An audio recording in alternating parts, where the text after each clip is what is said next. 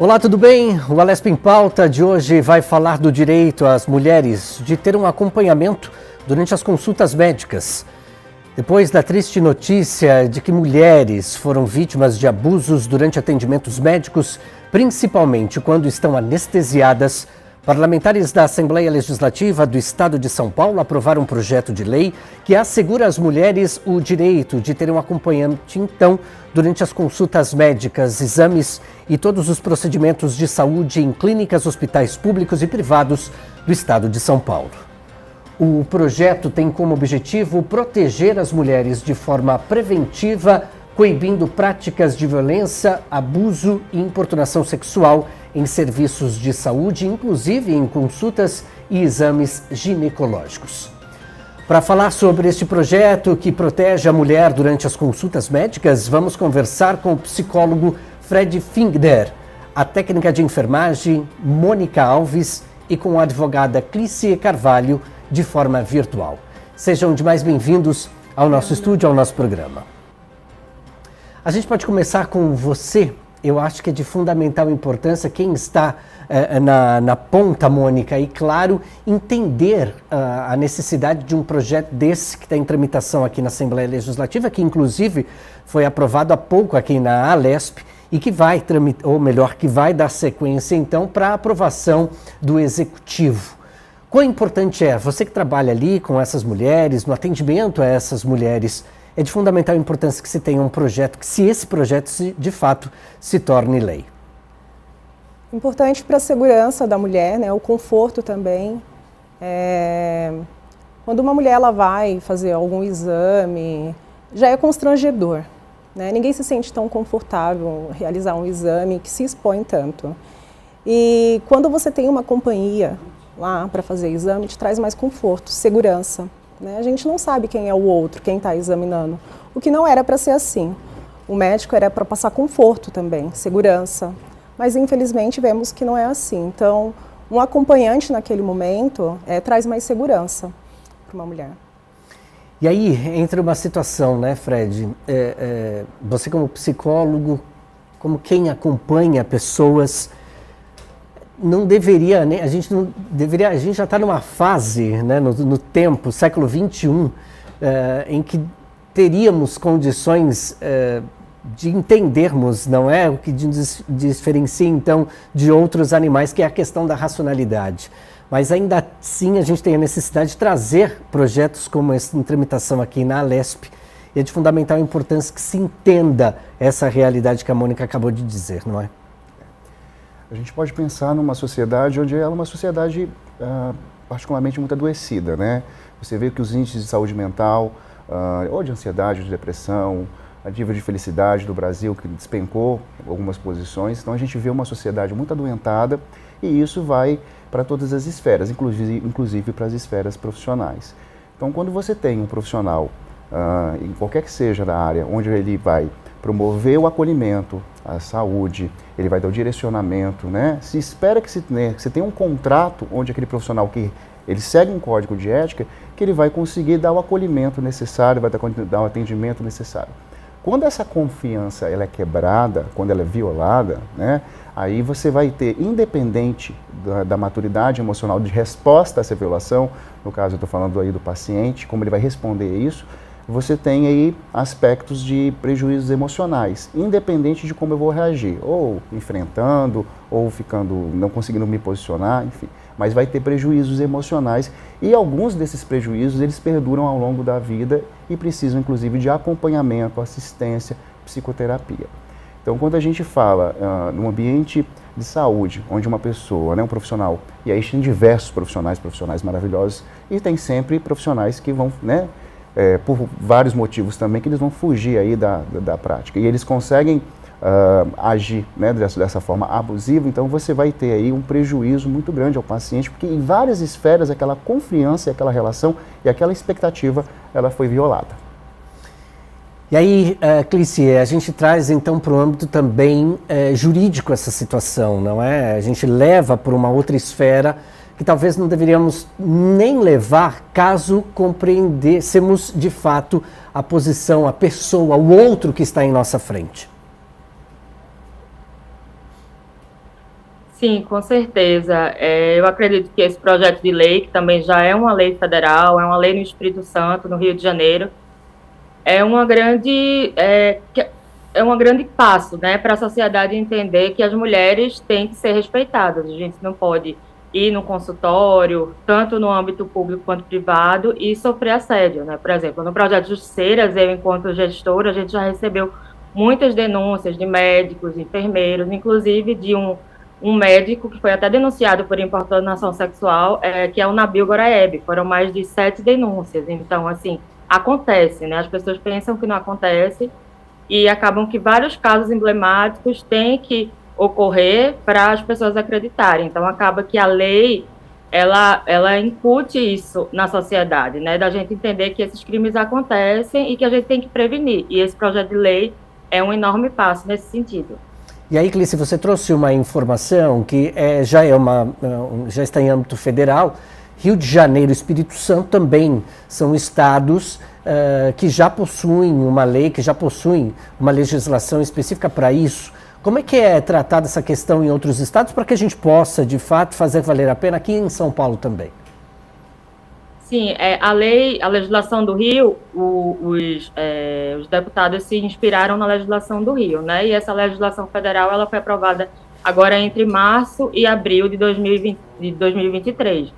Então, assim, o que tem que acontecer é essa prevenção, colar os cartazes, explicar que as mulheres podem denunciar, que elas irão ter autonomia, elas irão ter isenção, e não vai se virar contra elas, porque o grande problema da mulher denunciar, não só no âmbito de assédio sexual e etc., mas em todos, é de a denúncia se virar contra ela, né? Dela ir para o banco dos réus, da revitimização, do julgamento, das pessoas não acreditarem na palavra dela.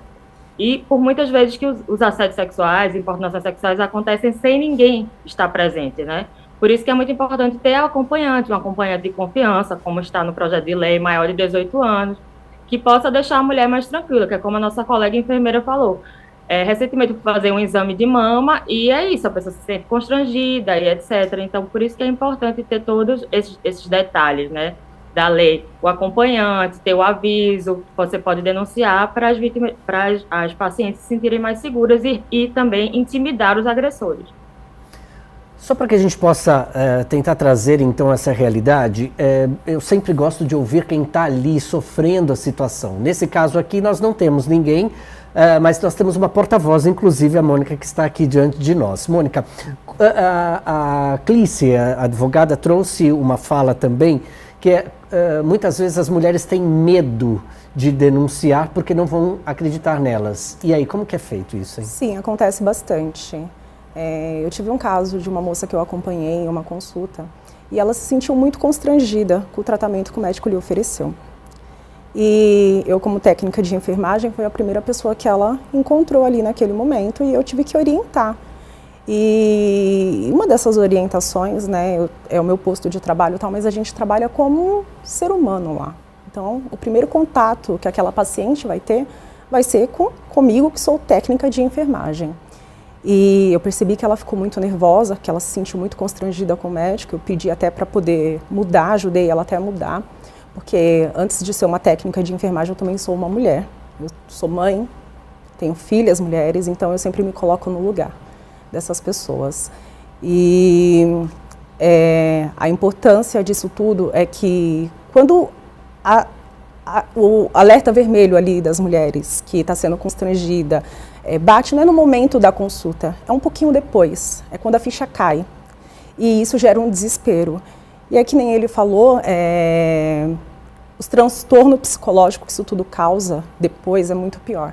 Então, às vezes é muito difícil para a mulher ter que provar, ela não consegue provar, porque ela já foi abusada ali, ela já sofreu um assédio e ela ainda tem que trabalhar com provas, o que é muito difícil. Então, se você tiver alguém para acompanhar, para você não ter que sofrer esse constrangimento de ter que provar que você foi abusada, de passar por toda essa situação, pelo transtorno psicológico, seria mais viável para evitar esse tipo de situação.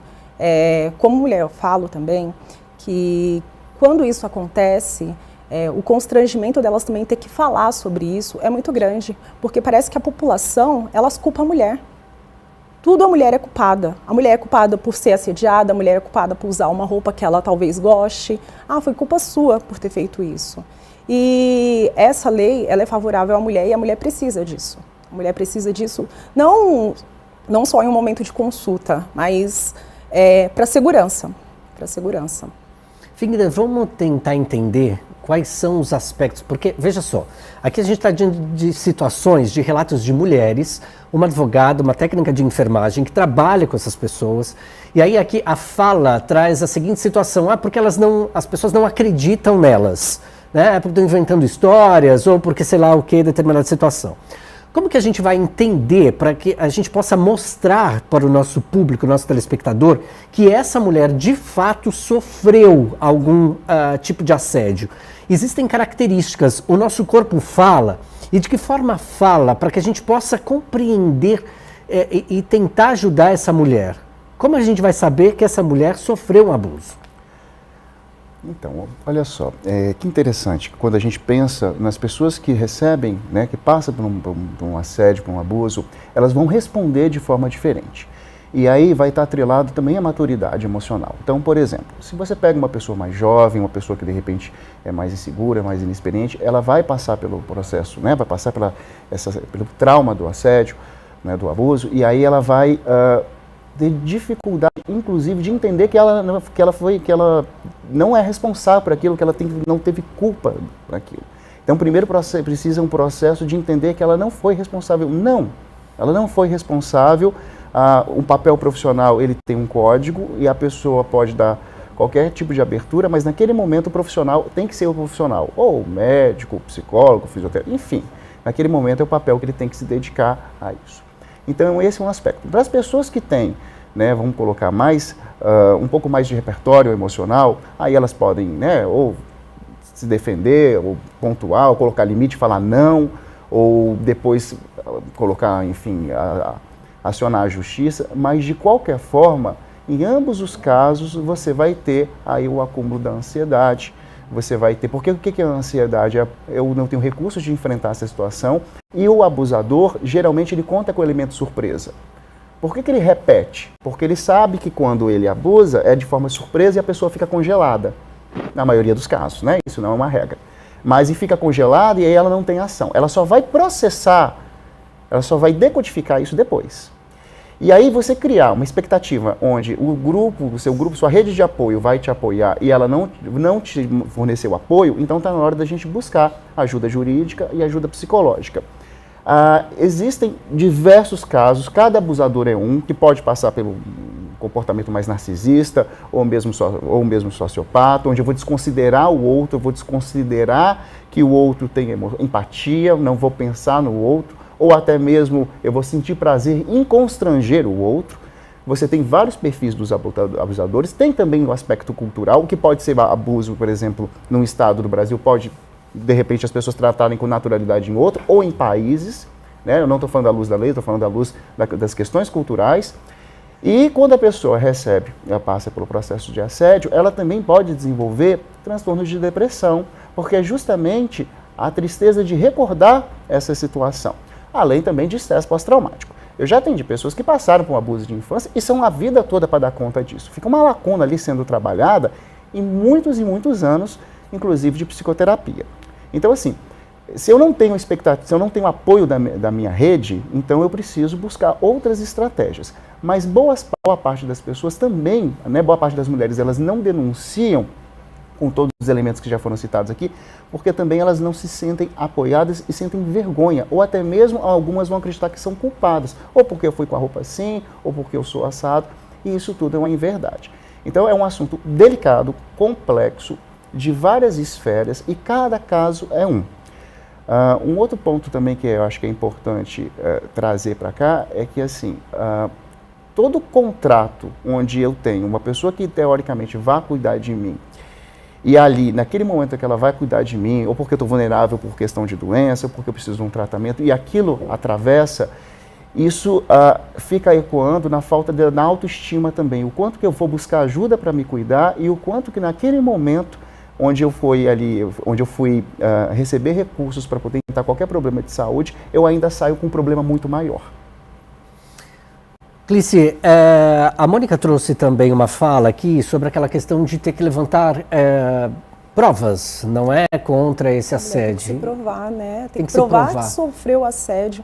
Ela tem que fazer as pessoas acreditar que ela sofreu assédio, não basta apenas a palavra dela. Porque a palavra dela fica contraditória, né? Ninguém consegue acreditar, ou ela não se sente provando o suficiente quando isso acontece. Isso é muito difícil para as mulheres que sofrem abuso. E como acontece no ambiente fechado, em que participam duas pessoas, a vítima e o agressor, como levantar esse tipo de provas, hein? É bem complexo e as mulheres têm que estar bem atentas, no sentido de, quando começar a importunação sexual, quando ela vê que está acontecendo alguma coisa, ela sair, ela também pode gravar, se ela entender essa situação, que é como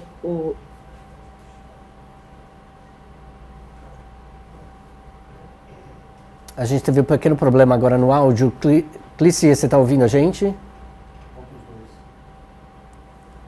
A Clícia, acho que a gente teve um pequeno problema com o áudio aqui da Clícia, daqui a pouquinho a gente volta a conversar com ela, mas a gente segue por aqui, já eu volto com ela falando sobre esse assunto, mas eu queria trazer uma reflexão aqui sobre esses relatos dessas mulheres. Vamos insistir um pouquinho para a gente entender como é que causa o trauma na mente dessas pessoas, porque muitas vezes depois para conviver com esse tipo de assédio é muito complicado.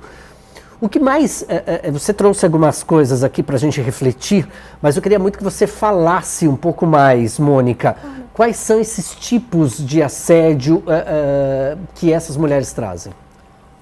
Conheci uma senhora há pouco tempo e ela foi passar em uma consulta e ela falou assim, eu prefiro passar com mulheres. E já faz algum tempo que eu não passo em consulta médica, deixei de fazer meu preventivo, o que muitas mulheres deixam hoje em dia, e é muito necessário, é fundamental para a saúde da mulher. E eu, em uma conversa, eu perguntei para ela por quê. E ela falou assim, uma última vez que eu estive em um consultório, eu me senti constrangida com a fala de um médico. Ele falou que eu era muito bonita, que eu era uma mulher muito atraente.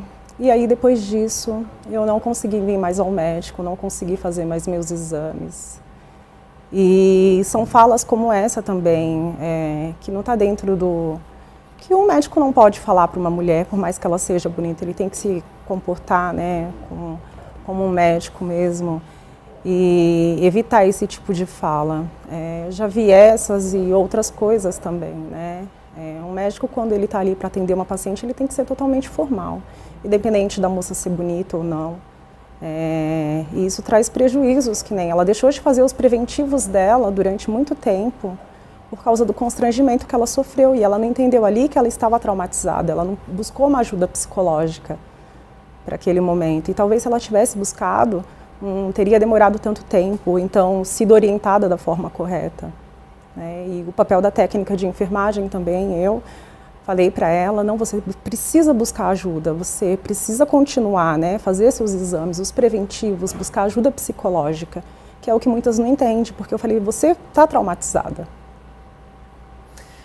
Há uma coisa que a Mônica trouxe aqui também nesse relato, e aí eu fico tentando imaginar aqui, não é? Um médico, ele é um médico, ele não está ali para elogiar a pessoa ou não, né? Naquele momento é uma posição de poder, né? É uma posição de poder onde eu tenho todo o direcionamento que eu posso, através do meu conhecimento, para dar para a saúde, né? O que exame fazer, que medicação.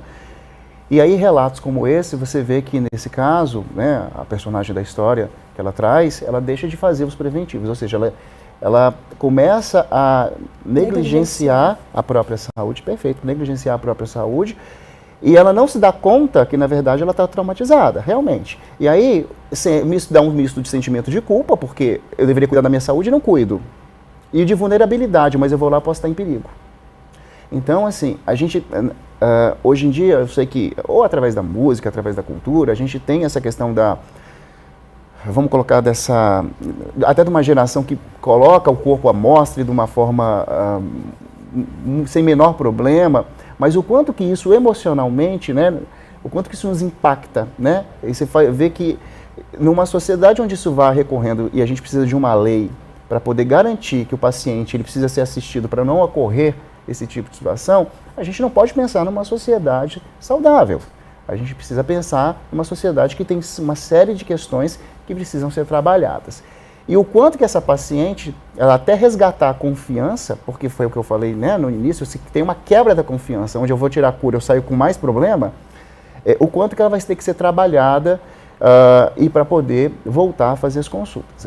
Pontuando também, que eu sei que a pauta a gente direciona para as mulheres, mas em menor escala, homens também recebem assédio, pessoas do mesmo sexo, do mesmo profissional, também recebem assédio. Então, logicamente, que o número das mulheres é muito consideravelmente maior, mas você vê que é uma questão de várias esferas. É uma questão onde a gente tem toda uma sociedade que precisa lidar com isso. Não é à toa que as empresas, inclusive, estão fazendo treinamento, isso já tem um direcionamento, treinamento de assédio moral, treinamento de assédio sexual, abrindo espaços, inclusive, para você ter canais de denúncia. Então, o problema, ele é um problema coletivo, é um problema sério, e até as empresas já começam a ter essa preocupação para poder treinar, organizar, colocar um código de conduta para que seus funcionários tenham clareza do que é, o que não é, o que é permitido e o que não é permitido.